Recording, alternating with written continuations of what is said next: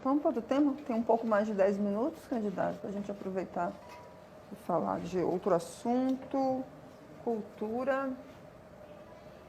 ok? A cultura. Ontem eu fiz essa pergunta para o outro candidato que estava aqui, eu quero repetir ela para o senhor, porque cultura no Maranhão ficou somente focado nas manifestações populares. O Meu Boi, o pessoal do Carnaval. E existem outras manifestações também, culturais. Uma biblioteca é cultura, um festival de literatura é cultura, mostra de artes plásticas, enfim, é muito mais amplo. Como ampliar realmente investimentos nessas áreas? Olha, Carla, boa pergunta. Nós precisamos sim pensar na cultura de modo geral. Não só naquelas culturas populares, não só no boi, não só na quadrilha, na festa junina como um todo, mas em todas as movimentações culturais e que nós podemos fazer a diferença. Por exemplo, e pensando sempre em juntar, né, a cultura com o turismo. Isso é fundamental para um povo. Manter a sua cultura, investir na sua cultura, porque você está investindo naquilo que formou aquele povo. E não só nas manifestações populares, como também culturais, como você acabou de dizer. Quando você vai fazer turismo na França, você vai pensar na gastronomia, você vai pensar na moda, você vai pensar também na Torre Eiffel. E quando você fala em investir em cultura, você vai pensar nas nossas mais diversas formações culturais aqui no estado do Maranhão. Você tem várias formas de se investir. Por exemplo, a cultura local aqui. Outro dia eu estava vendo um exemplo de um grupo que veio para investir, para modernizar nosso centro, né, nossa região, o centro da nossa cidade, um centro histórico da nossa cidade, e que chegou já com dinheiro, mas não recebeu o afago dos governos e com isso o dinheiro foi embora. Olha, investir na cultura, pensando no turismo, que eu repito, é a mola geradora de emprego, a maior mola geradora de emprego no mundo.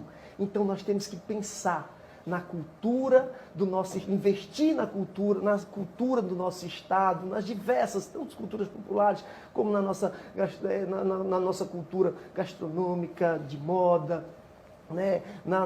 O nosso centro histórico, que poderia ser muito prestigiado, né? Então, para isso, nós precisamos pensar na junção cultura, turismo. E para isso, nós temos que ter um governo que possa sonhar, que possa pensar grande. E pensar grande é fazer investimentos concretos naquilo que realmente vai fazer a diferença. Gerar emprego através da cultura. Ou você ter, vamos investir na cultura popular agora nos arraiais de 60 dias, o maior arraial da história desse estado, né?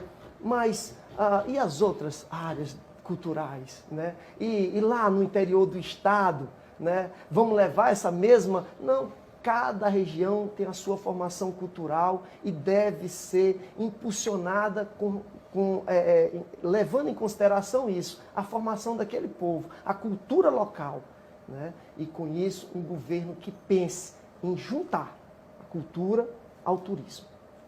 Justamente sobre esse ponto que quero fazer o questionamento para o senhor, porque geralmente quando a gente fala em cultura, a gente pensa em manifestação na própria cultura local, mas nos anos da pandemia, na qual ela esteve mais presente, estava acompanhando a divulgação de editais baseados na Lei Aldir Blanc, né, para artistas, cantores e também produtores do setor audiovisual. Queria saber, no seu governo, caso eleito, como é que vai funcionar também essa questão de repasse, criação de edital, de fomento à cultura também para esse setor audiovisual que vem crescendo aqui no estado do Maranhão. Olha, nós precisamos ter pré-requisitos bem determinados em tudo que você vai fazer. Um governo, ele tem que dar publicidade em tudo, em todos os seus atos. E tem que dar oportunidades a todos aqueles que querem, de alguma forma, levar a sua arte, mostrar a sua arte e assim receber incentivo governamental. Não só uma área, não só alguns artistas, mas todos devem ter esse direito, né? e, como você mesmo falou, todas as áreas que querem mostrar a sua arte devem ser valorizadas, e um governo sério, né, deve dar as chances iguais a todos aqueles que querem fazer da cultura maranhense algo grande. Certo. Candidato, durante a pandemia da Covid-19, o senhor defendeu o tratamento precoce da doença. E agora há pouco o senhor falou sobre transformar o Maranhão, né, em referência nacionalmente na saúde. Como transformar o Maranhão em referência na saúde, mas, por exemplo, às vezes indo contra o que orientam os órgãos de saúde? Como é que o senhor pensa isso? Vamos lá. Primeiro, não foi só eu que implementei o tratamento precoce. O governo do estado, o Brasil implementou o tratamento precoce. No começo, todo mundo estava fazendo. Eu recebi e-mails da Secretaria de Saúde do estado do Maranhão: venha buscar as suas doses de hidroxicloroquina, as suas doses de azitromicina, as suas doses de ivermectina que teu município tem direito. Eu recebi esse e-mail para receber. Muitos prefeitos receberam para fazer tratamento precoce. Agora vem cá, tu acha que não valia a pena tentar? Quando dizia que você tinha uma esperança, se você tinha uma esperança, você tinha que tentar. E eu fiz, eu tentei também. Sou médico, eu não poderia chegar para o paciente e dizer, olha, onde eu aprendi medicina, dizia que a relação médico-paciente era tão importante quanto a relação científica entre dar certo ou não.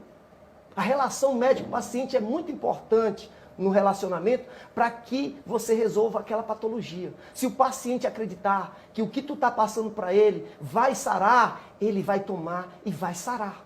Essa é a grande importância da... E você que está do outro lado da telinha, você que faz saúde pública, você sabe o que eu estou dizendo. Relação médico-paciente é muito importante. Agora, o importante é o seguinte, que nós demos exemplo durante a pandemia. Demos exemplo. Nosso município não ficou isolado, como todo mundo sabe. Nós tivemos, no nosso município, um índice de infecção maior do que a média nacional. Você sabia disso? No meu município foram infectados mais do que a média nacional. A média nacional não chegou a 20% de infectados e meu município já passava disso. Passava de 20% de infectados. E mesmo assim, nós tivemos um número de mortes menor do que a média nacional. Menor do que a média nacional. E aí, o que você fez? Eu agi com naturalidade. Eu me orgulho de dizer que a minha escola era a única escola pública no Brasil que estava aberta 100% presencial. Às vezes, como é que o senhor conseguiu isso? Não liberado para fazer os comícios? Em novembro, foi liberado.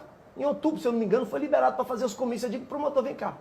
Já que está liberado para fazer comício, por que não está liberado uma sala de aula para receber 20, 30 alunos?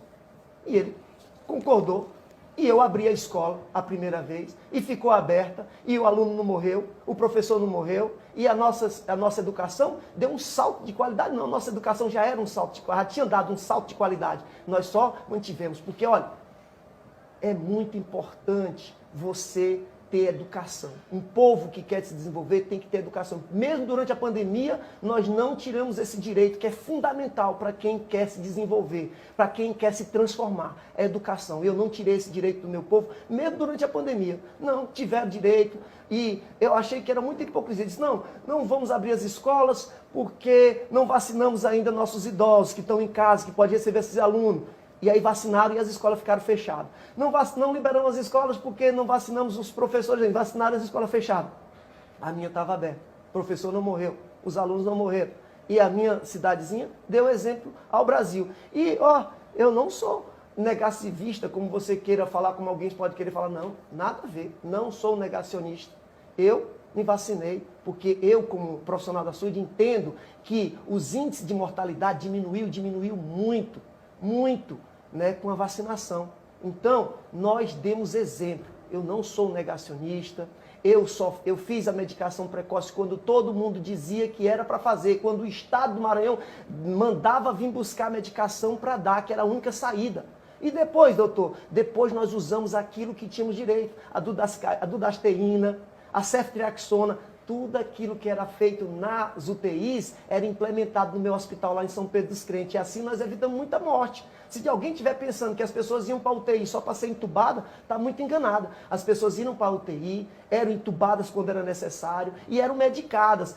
Era feita ceftriaxona, era feita furosemida, era feita dudasteína, era feita diversas medicações no combate ao Covid. Não era só ficar deitado numa maca, numa cama, entubado e esperar a hora da morte, não. De jeito nenhum. A gente lutava como médico, nós lutamos e lutamos muito. E no meu município não foi diferente.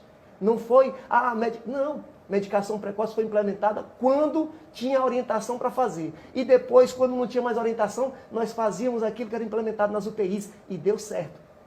A mortalidade do meu município diminuiu e muito. Bom, candidato, a saúde tem alta demanda em várias vertentes. Em uma ponta, tratamento, atendimento inicial, uma marcação de consultas. Em outro, a entrada, a superlotação em unidades hospitalares. E na terceira, a entrada em uma unidade de leito de terapia intensiva. Queria entender, nessa vertente inicial que eu trouxe aqui para o senhor, questão de marcação de consultas, Disque Saúde, o atendimento inicial sobre qualquer tipo de procedimento. Caso eleito, a gente percebe que tem muita demanda nesse sentido e também muita reclamação. O que vai ser feito para poder desafogar e melhorar o atendimento de um paciente nesse período inicial, de marcação de consultas, até outros procedimentos e uma unidade do governo? Olha, como eu já disse, a saúde é muito deficitária. Nós precisamos de um governo voltado, nós precisamos de mais recursos para a saúde. Eu não quero aqui vender sonhos. No Maranhão nunca mais vai ter fila para marcação de consulta, nunca mais vai ter fila para exames. Se você escutar isso de um político, você que está do outro lado da telinha, não vote não, porque isso é demagogia, isso não existe. Na educação, como eu disse ainda há pouco, você tem recursos para merenda. Mas na saúde você não tem um recurso específico para comprar o remédio para o teu hospital. Na educação você tem um dinheiro voltado para pagamento dos profissionais da saúde. 70% daquele dinheiro tem que ser investido em pagar o profissional da saúde. Na saúde, na saúde você não tem essa verba direcionada. Você tem que estar pedindo para aos parlamentares para colocar essas emendas para a tua cidade. Nós precisamos mudar isso. Nós precisamos que os parlamentares vejam isso, porque não é uma situação que um governo vai resolver. Não é uma situação que um prefeito vai resolver. É uma situação a nível federal. Nós precisamos que os nossos parlamentares vejam essa situação. É inadmissível você ter verbas consistentes para a educação e não ter verbas consistentes para a saúde. Você tem que estar mendigando por parlamentares para estar colocando. Se eles podem colocar 1,5 milhão para uma cidade do tamanho que é São Pedro dos Crentes, que comporta receber até 1,5 milhão de reais para fazer saúde, até 1,5 milhão de reais para fazer saúde, por que é que todo ano já está determinado o orçamento federal para a cidade de São Pedro dos Crentes, ou para a cidade de Loreto, ou para a cidade de Sambaíba? Aquele orçamento já está determinado, como é determinado através do Fundeb. É isso que nós precisamos. Mas não, nós temos que ficar dependendo daquela verba federal, através de um parlamentar, para poder fazer saúde. Aí nós temos que implementar a coisa. Nós temos que fazer algo diferente. E diferente é investir em tecnologia. Nós só vamos diminuir as filas de saúde, na saúde do nosso estado, para especialidades, para marcação de exames, para marcação de cirurgias, se a gente investir em tecnologia. E tem tecnologia hoje até para cirurgias. Aqui, por exemplo, no Maranhão, tem um robô que o cara te opera, né, faz uma cirurgia, por exemplo, bariátrica, que é a especialidade do meu vice-governador. Você tem um robô aqui que opera com 40 minutos. E no Nordeste inteiro, eu acho que é uma das poucas capitais que tem esse robô, é aqui no estado do Maranhão. E nós precisamos usar a expertise de fazer investimentos em tecnologia. E se tem um hospital privado que tem essa tecnologia, por que a gente não convenia com o poder público? Conveniar, levar a tecnologia também à nossa população menos abastada. Então, o importante é investir em tecnologia para desafogar a fila da consulta especializada. Você pode também investir na tecnologia para fazer um eletrocoração, por exemplo.